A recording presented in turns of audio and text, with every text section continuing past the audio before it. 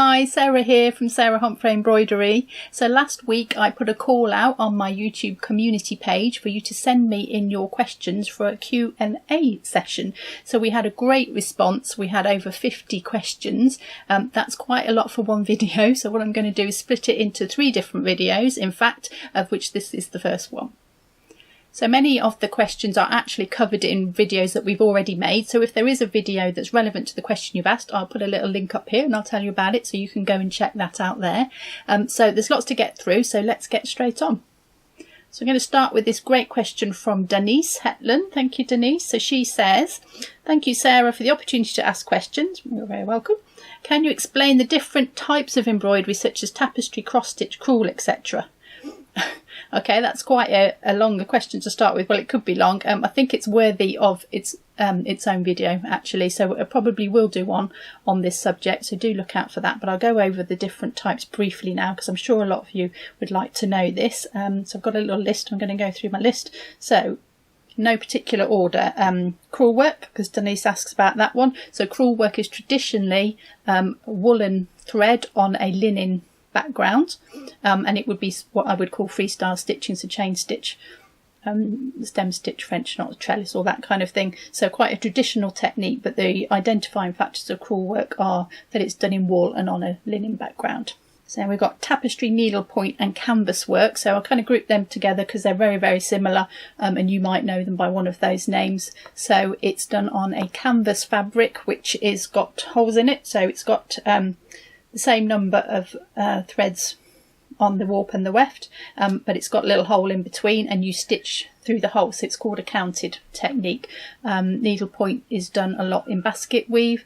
Tapestry is also done in basket weave, but you might notice tent stitch, similar stitches, and canvas work is using canvas but with lots of different stitches in there as well, to make lots of patterns and textures and things like that.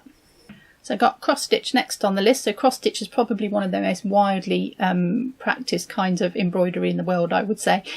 So that is also done on a counted fabric. So it's done on traditionally an Ada fabric. So that's 4 threads one way and 4 threads the other way. And that creates a little hole in the middle, and you actually stitch into those holes and you stitch with cross stitches. Basically it's all cross stitches. You can put outlines around it as well, but the patterns are made up of just cross stitch, and it's usually done on this fabric. And because of this you can make very intricate designs. They can be quite painterly, get loads and loads of colours in there because you're only doing one stitch. So cross stitch is extremely popular. So another counted technique is black work. So again, this is one where you would do it on an even weave fabric that's got the holes in it, so you can use the holes to count. Black work is pretty much what it says on the tin, so it's black threads on a white fabric, although you can do it in other colours. It's more about the technique than the colour of the technique. And you would make patterns with your black stitches, and these are called diaper patterns. And there's loads of really wonderful patterns that you can make with these stitches, and then you use those stitches either filling in a design element, or you can do some shading with it and make some really stunning effects with that. So just the black on the white fabric. So silk shading or needle painting, or you might know it's long and short. So long and short is the stitch that's used to do silk shading or needle painting, and this is a very painterly technique. If you're a painter or you like drawing and colouring in, this will be quite familiar to you. So you take a realistic subject like a flower or a plant or something like that, and then you basically copy that in stitch. So you work these long and short stitches, and you pack loads of stitches in, and you can get some beautiful shading in there, and you're literally painting with the needle, which is why it's called needle painting. So really stunning looking technique. Takes a bit of practice, but one well worth learning. Okay, so stump work, which is quite a funny sounding technique, but basically anything that's 3-dimensional. So you can make separate things out of it, you can wrap things, you can stuff things, you can attach things, you can use wrap wires, and you can make some beautiful things out of stump work. You can make figures, you can make jewellery and brooches and floral scenes. So anything that is 3-dimensional that stands away from your embroidery is stump work.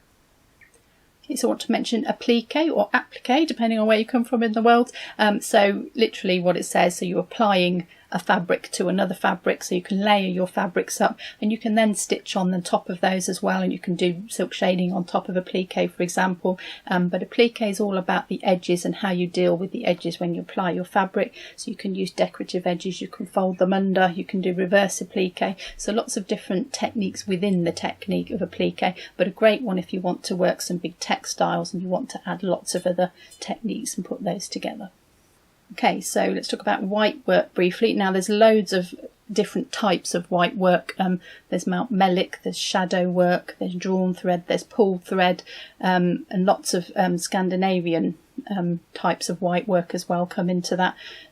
So loads of different subjects under white work, but generally anything worked in white on white is white work, but lots of different subjects within it, so we might look at that one on its own in the future.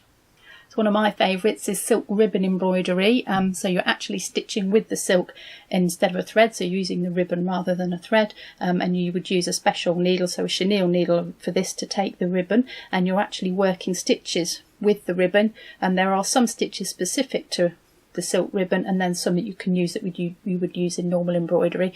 Really, really beautiful technique. Can't really do a bad piece of ribbon work, which is one of the reasons why I like it, and very beautiful technique to learn. And the last one I want to just mention in this brief rundown of different types of embroidery is gold work. We've got loads of videos on gold work if you're interested in that. It's really unique. It's not like any other kind of embroidery technique you'll come across. So it involves lots of wire, sometimes with some gold content, but not necessarily. It's more about the colour. And you can use threads wrapped in gold wires, or you can use the wires on your own, and there's very specific techniques for how you use them and how you put them together, but they make absolutely stunning designs. Possibly not for the beginner gold work, you might want to practice a few stitches in other techniques first, but a really, really stunning technique to have a go at, and one that's like nothing else that you'll see. So I hope that's answered your question briefly, Denise. I will make another video on that, as I said, because there's lots more information on that I could cover. So let's look at the next question. Okay, so these questions are about equipment, so I kind of group them together so that they relate to each other. So this is Jane in Australia. Hi Jane. Jane did some lovely pieces for our Stitching Around the World video, so thanks for sending your question in, Jane. So she asks, do you often use slate frames? If so, what's your method of dressing the frame? I used to use slate frames a lot when I did my apprenticeship at the Royal School of Needlework. We used them for pretty well every project. We did quite large projects. Some of them lasted about a year. Some of them a bit longer, actually. So we used them all the time. I don't tend to use them now because everything that I make is pretty small now and goes on a ring frame or goes on a stretcher bar frame. But we do have a video on how to dress a slate frame. I'll put that up here. You can click that and watch that, and that shows you how to do it professionally, so you get a really good start for your embroidery. Anybody who's watched my videos knows how much an advocate I am of doing your preparation properly.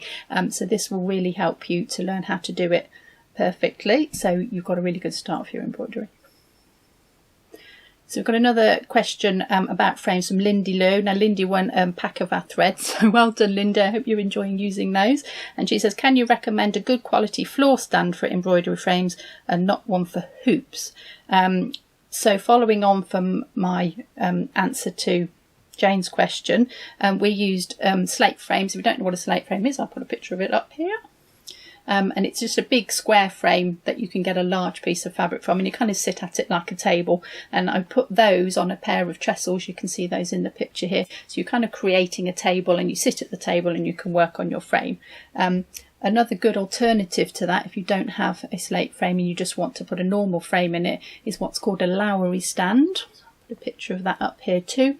And that's like a freestanding clamp. Basically, it stands on the floor and you can clamp any frame into a Lowry stand, so they're great. If you've got a bigger frame, I would suggest two and one on either side. Otherwise you can just have one. So great if you want to not work on a table and you want to put your frame in a freestanding floor clamp. So a quick word about where to get those, because they're not necessarily obvious where you buy those. So trestles for a slate frame, I actually have mine made for me, but if you want a really cheap alternative and you have a famous Swedish furniture store near you, they have trestle table legs, which are brilliant. They've got lots of different styles, so you can choose what you want. So they work really well for slate frames. And the Lowry stands, we don't have those in the shop, but if you Google them online, you will find a couple of suppliers who can send you one of those. So the next question is from Carol Steve, and she says, I struggle with matching fabric to needle to thread. Now, I do get asked this question a lot, and we do have a video on how to choose the right needle for your thread. You can check that out up here. But I will go over that now. So basically what you need to do first is to choose the right kind of needle for the right kind of fabric that you're going to use. So if you're doing a counted technique, which we talked about earlier, so needlepoint, cross stitch or black work, so something where the fabric has got holes in it and you use the holes to create the stitch, then you'll need a tapestry needle which has a blunt end, and the blunt end will go through the holes and not catch the fibres. Any other kind of technique, you need an embroidery needle. There is a bit more to it than that, but those are the basics. So once you've got the right kind of needle, you need to pick the right size of needle. Now this is a little bit harder because it's a little bit of trial and error, and the more experience you have, the easier this will become. But basically the needle makes the hole in the fabric for the thread to pass through. So you don't want the thread to make the hole, you want the needle to make the hole, and the thread will follow the needle through. Now if you can hear the thread going through the fabric, your needle is too small. The hole is not big enough and it's wearing the thread, and every time the thread goes through you can hear it, it's actually wearing on that thread and making it weaker. So you need to have a bigger needle. You don't want too big a needle that the thread falls out all the time and makes a big hole, and you end up with big holes in your work. So you do need to be able to thread your needle, obviously, and if you can't thread it, we've got a great needle threading video that shows you a brilliant technique for doing. But if you still can't thread it, the needle is possibly too small, so you can go up a size. So it's a little bit of trial and error at first, but just remember those things. If you can hear it, the needle is too small. If it keeps falling out, the needle is too big, and experience will tell you what's the right size needle after a while.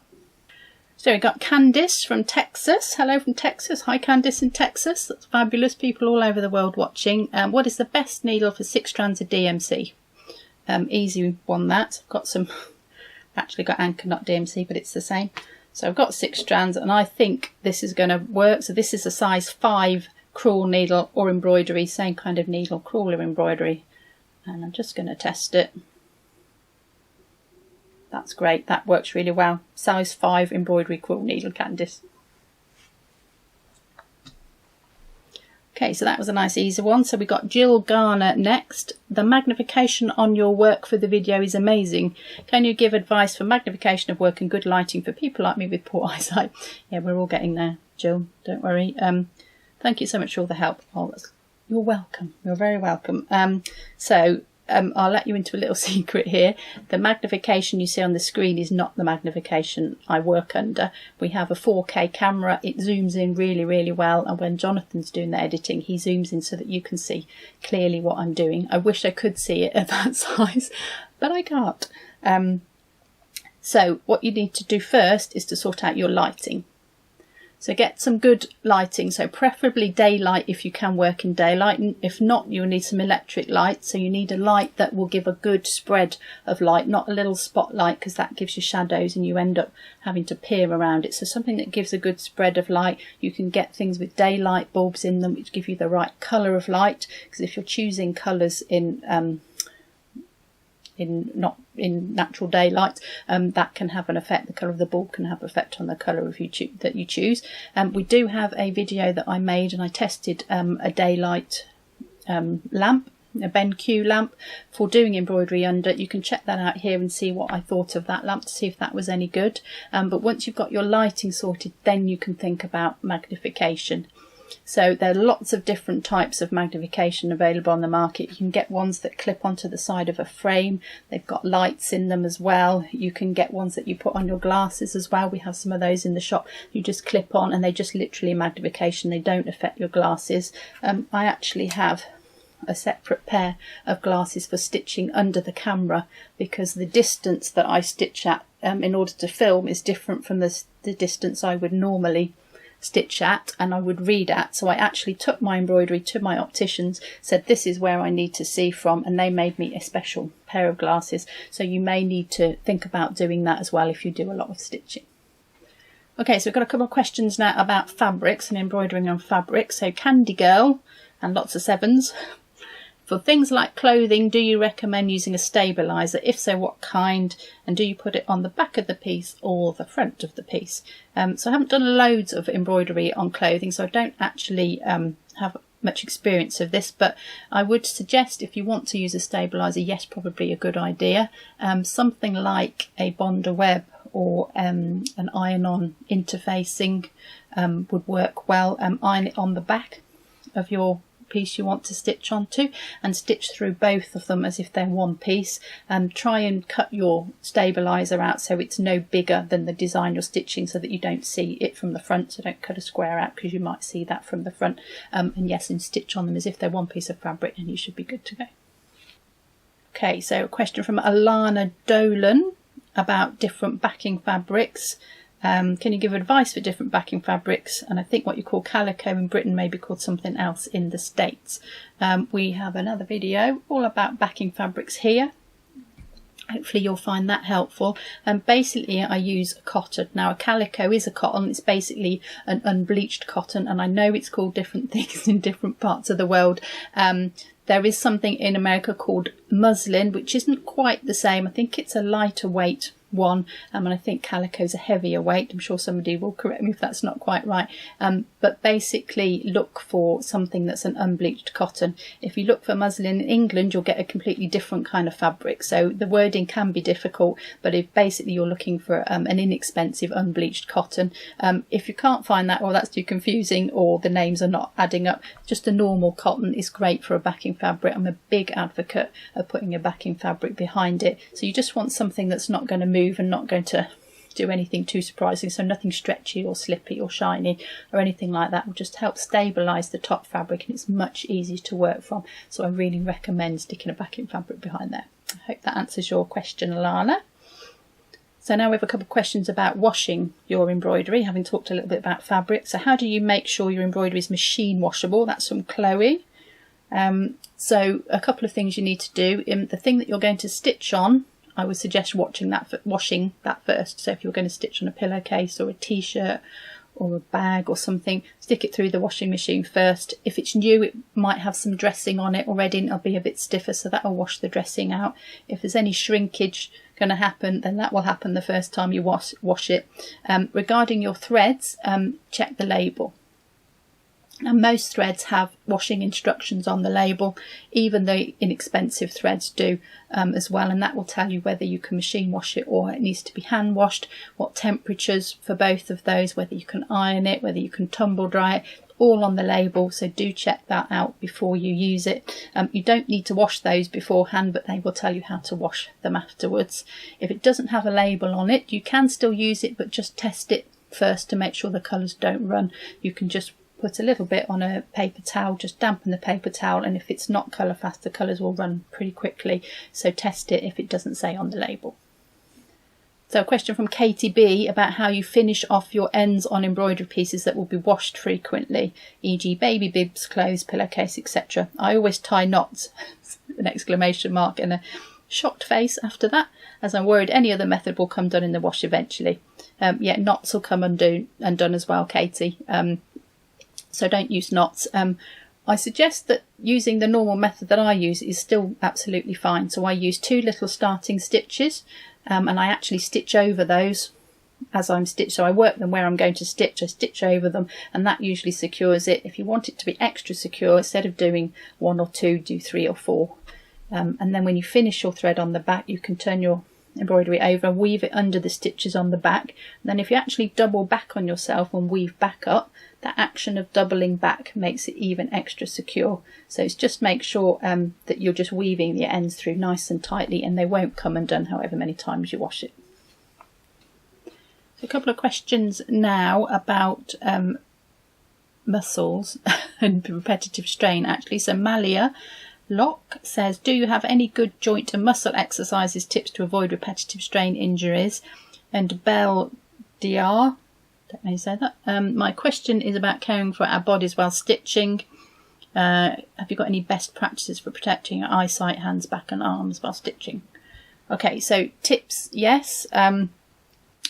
Regular breaks is one of the biggest things. You can get so caught up in what you're doing that you forget what time it is, and hours have gone by and you think, oh, my shoulders are a bit stiff and my eyes are a bit dry. So do take regular breaks, at least 5 minutes every hour, at least, where you actually stop and get up. It's not a break sitting at your embroidery and having a little look round and stroking the cat. Actually get up, stretch your arms and your legs, relax your shoulders, and you also need to relax your eyes. So when you're looking at something very close for a long time, your eyes adjust to the thing you're looking at close. So what you need to do is to readjust your focus. So look at something a long way away, look out a window if you've got a nice view out of a window, and just work your eyes, and make your eyes readjust so they're not stuck in one place as well. So that's really important, to actually physically get up and have a rest.